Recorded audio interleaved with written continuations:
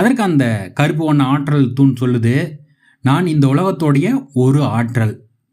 என்னுடைய ஆற்றல் மற்றும் செயல்பாடுகளை வெளிப்படக்கூடிய கருவியாக நான் உன்னை மாற்றிருக்கிறேன். நீ வெறும் கருவி மட்டும் கிடையாது. அதாவது என்னுடைய ஆற்றல் உனக்கு கிடைச்சிருக்கு. இந்த இடத்துல அடுத்த கட்டமாக செயல்படும் போது முடிவுகளை நீ சுதந்திரமாக எடுக்கலாம். அந்த விஷயத்தில் நான் தலையிட மாட்டேன் அப்படிங்கிறத அந்த கருப்பு வண்ண தூண் சொல்லுகிறது. உங்களுக்கு ஒரு விஷயம் கிடைக்குது அப்படின்னா நிச்சயமாக அதனுடைய பின்னணியில் ஏதாவது ஒரு பெரிய வில்லங்கம் இருக்கும். அந்த விஷயத்தில் ரொம்ப எச்சரிக்கையாக இருக்க வேண்டியது அவசியம். உதாரணத்துக்கு இந்த உலகத்திலேயே ரொம்ப அற்புதமான ஒரு விஷயம் கடவுள்.